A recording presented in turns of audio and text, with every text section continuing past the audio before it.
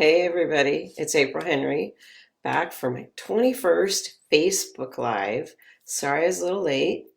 Facebook Live can be super confusing sometimes. Anyway, you can watch all my previous videos about writing on my webpage, aprilhenry.com, or my YouTube channel, which is also called April Henry. Hey Karen. Um, so my plan is to do this every weekday at 10 a.m. Pacific Standard Time until I run out of topics. So today's shirt it's on here someplace, is an Ably shirt, A-B-L-Y. It's very weird. I wear it when I travel. It is 100% cotton, but they have infused it with something strange. Oh, shoot. I just put ketchup all over the place. Anyway, it's infused with something really strange so that if you spill something on it, um, it just falls off. So it's very hard to stain. So, except for now, I have ketchup all over my computer keyboard. That is going to be a little harder to get off. So, I'm also wearing eyebrow gel. So you guys should be super impressed with me right now. So today I'm going to be talking about 5 things I've learned writing mysteries and thrillers. First thing I've learned is that people believe what you present. So about 4 years ago, I took an urban escape and evasion class, and the last day, you have to escape these fake kidnappers and then not be caught by 10 hunters that you don't know who they are. They have a photo of what you're wearing. They know where you're going to be, and they're trying to find you. So, and they know the route you're going to be on. We had been allowed to hide some clothes that we got at a thrift store, hide or cache them. And so at one point, I had on a pair of blue scrub pants, but I couldn't find the scrub top. I just had a pink t-shirt over a white long sleeve t-shirt, and I did kind of look like a nurse. And it was almost enough for people to treat me like a nurse because I was dressed like one. Um, for extra credit, we learned that it's super easy to make your own fake ID at Kinko's, and we made some. I think I was working at Walmart, and my friend or I was working as a nurse, and my friend was working at Walmart, and so we made up these fake IDs. You could make lanyards. It made it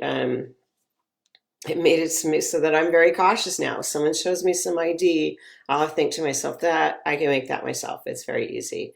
You just cut it out, laminate it, and buy a lanyard, and boom, you are a unit secretary to at Marina Del Rey Hospital. So I used to say that I didn't care if I was in a DNA database because I am not going to do anything bad. And I'm not talking about something like Ancestry.com, where law enforcement does not have access to that. I'm talking about I used to think it would be fine if we had a national DNA database. But that was before I read about this California case where a man died and he was tied up during the course of a robbery and he had a heart attack. And so it was considered a murder, even though the people didn't really set out to kill him when they robbed him. But when they swabbed his fingers, like they were looking, maybe he had had some kind of a fight with his killer. Well, they did come up with DNA on his fingers, and it did match a known robber. And that guy had a brain injury, and so he couldn't remember things very well. And he kept saying, "Well, maybe I did it." And his lawyer was like, "Shut up." But it turned out that he actually hadn't done it. What had happened was that he had been very drunk the night of the murder, and he had been taken um, via ambulance to the hospital. And they had, on the way there, clipped a pulse oximeter on his finger. And then later, when the same paramedics were called to the scene um, of the murder, they clipped one of the things they need to do to declare someone dead is put a pulse oximeter on their finger and show that there's no pulse. So that pulse oximeter being clipped on his finger was enough for those little ridges to transfer DNA. DNA is so sensitive now that if I just touch something, that leaves enough skin cells that they could pull it off and show that I touched it, or at least that my skin cells are there. Maybe I didn't touch it. It could even be a transfer. So I've become much more cautious now about the idea of using DNA to solve crimes. I believe in it wholeheartedly, but I think they better find a large amount. If they do not, then I worry about some kind of contact transfer. Another thing that I've learned writing mysteries and thrillers is that Paracord is amazing. You can get it at Home Depot.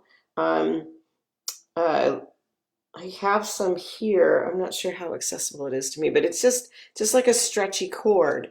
But you can use it to replace your shoelaces, or you can buy a bracelet woven out of it.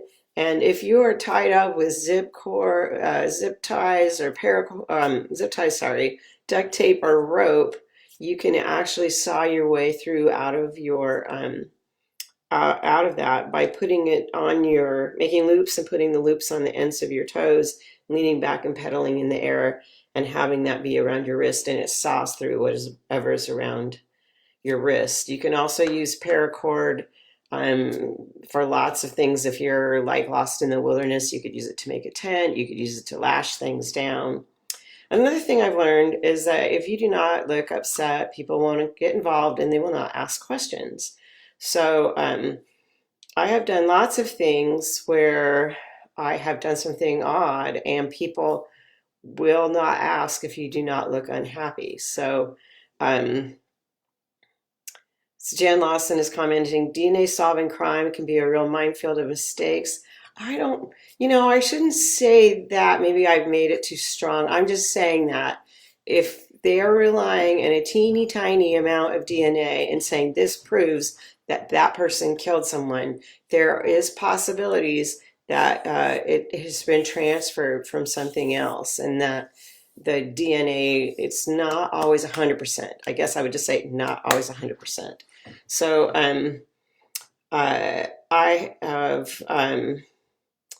have one I was talking about how you can get away with things if you do not look upset. I have run in handcuffs before to see what it was like to run in handcuffs, and I was running in an area that I thought was deserted, and I ended up running past other runners, and no one really looked at me because I did not look upset. And the few people who noticed I was wearing handcuffs, I just smiled at them, and then they didn't ask me what was going on. So if you want to do something nefarious or look happy, and then a lot of times carrying a clipboard will get you a lot of places, wearing a hard hat will get you a lot of places. Just kind of look like you belong, and you can get away with a ton.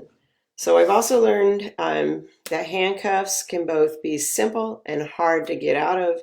Handcuffs were the current kind of handcuff that we use, the Peerless Swing Through, was invented in 1912, and they have not changed since then. The basic design is still the same. So you can find a million YouTube videos showing you how to get out of handcuffs, and you can walk away thinking that I know how to get out of handcuffs and I could do it. But the thing is that all the YouTube videos skip over the fact that if you're a cop, or if you really want to secure someone in their handcuffs, you're going to lock a second lock on them. And then once someone does that, the one of the ways that they teach you doesn't work, and the other way that they teach you is much, much harder. So that's another thing that I have learned as I'm writing. So don't always 100% believe everything you see on YouTube, because they might be showing you the easiest, most simple version. So tomorrow I'm going to be talking about, let's see, what am I going to be talking about? I'm going to be talking about 22, show versus tell, which I think is something we all struggle with as writers. So tune in tomorrow. I'll talk about show versus tell. And now I'm going to clean all the ketchup off of my keyboard.